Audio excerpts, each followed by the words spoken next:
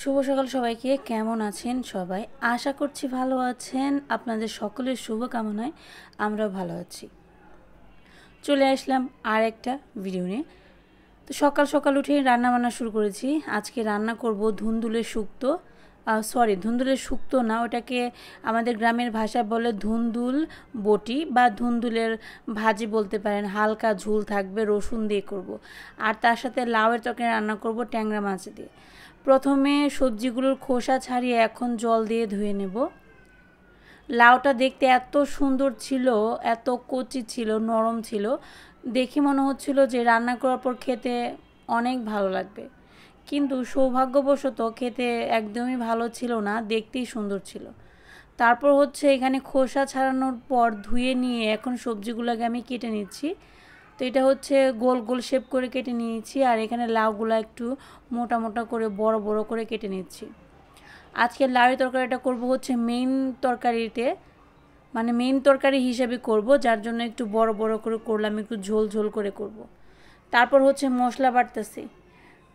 একটা রান্না করব ধুন্দুলের তরকারি, একটা করব লাউয়ের তরকারি, আর একটা বাচ্চাদের জন্য আজকে মাংস রান্না করব।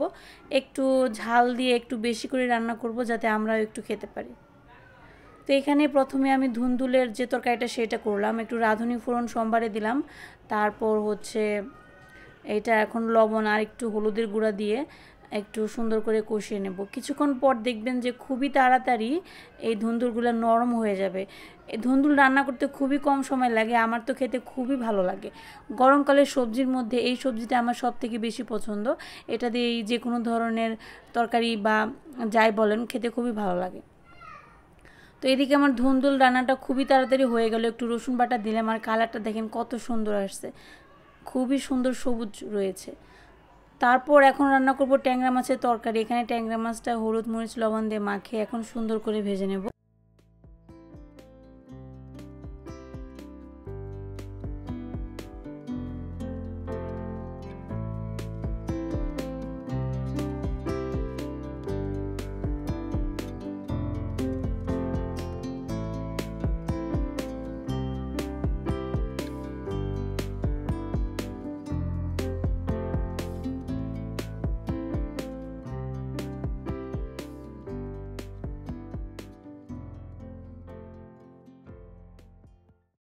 ট্যাংরা মাছটার সাইজ একটু বড় ছিল, এর জন্য ভাবলাম যে এটাতে তরকারি খাই।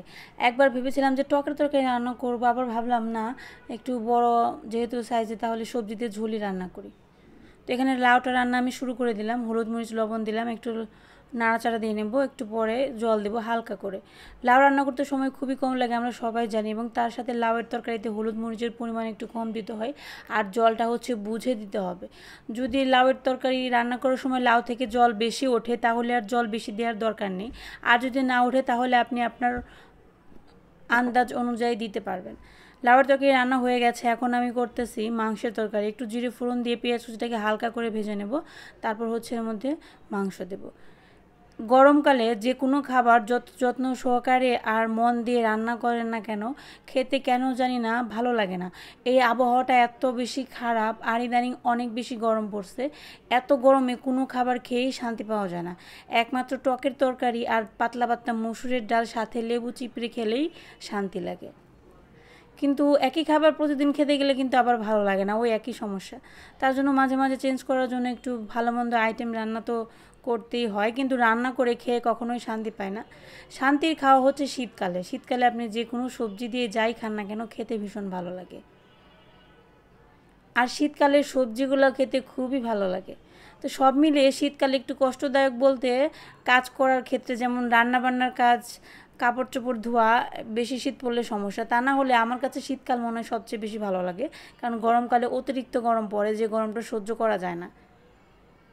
এটা যার যার ব্যাপার, অনেকে শীতকাল পছন্দ করে, অনেকে গরমকাল পছন্দ করে। আমার শীতকালটা ভালোই লাগে গরমকালের চাইতে, কারণ গরমকালে গরমটা সহ্য করা বেশি কষ্টদায়ক। তো মাংস কষানো আমার হয়ে গেল, এখন পরিমাণ মতো জল দিয়ে দিলাম। এখন আলুটা সেদ্ধ হয়ে গেলে, মাংসটা সেদ্ধ হয়ে গেলেই গরম মশলা দিয়ে নামিয়ে ফেলবো।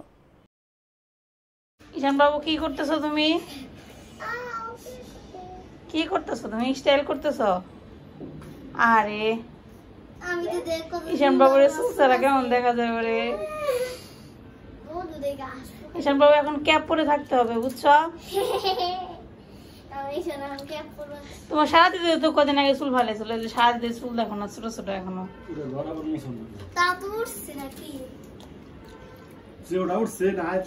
যে গরম পড়তেছে, এই গরমে চুল না থাকা মাথা ঘেমে ঈশানের মাথা ভিজে থাকে, স্নান করে থাকে, তার জন্য চুল ফালাই দেওয়া দরকার।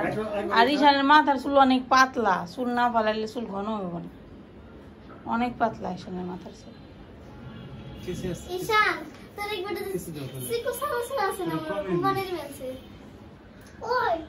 ওই এই উল্টা পাল্টা কথা বলিস না, নাহলে তো ঈশান কথা বলবো আবার নড়বো, তোমার মাথা কেটে যাবো। ঈশানের বুদ্ধি এখন আরো বেশি বাড়বে, কারণ চুলের জন্য বুদ্ধি সব চুলের ভিতরে লুকিয়ে ছিল না, এখন সব বেরিয়ে আসবে। এজন্য সব টুকার বাসা ভেঙে দিলাম, বুঝছো ঈশান?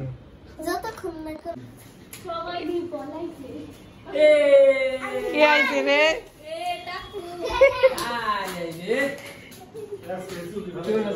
ভালো আছো? কারা?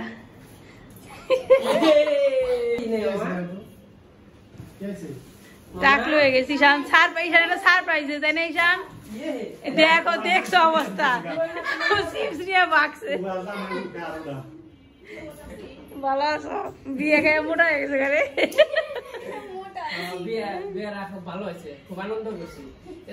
ব্যস্ত ছিল না, দিয়ে গেছিলাম এটা হইলো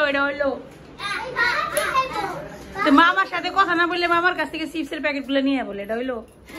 আবার তুই জুস নিয়ে বইতে টাকলু, বিছানার অবস্থা কি করে রাখছে রে? টাকলা হয়েছে, টাকলাও নাড়ু হয়নি। কি করে আমি কালকে স্কুলে যাবো কেমন? আমি তো টাকলা হয়ে গেছি, আমার বন্ধুরা বললো আমি টাকলাই হয়েছি।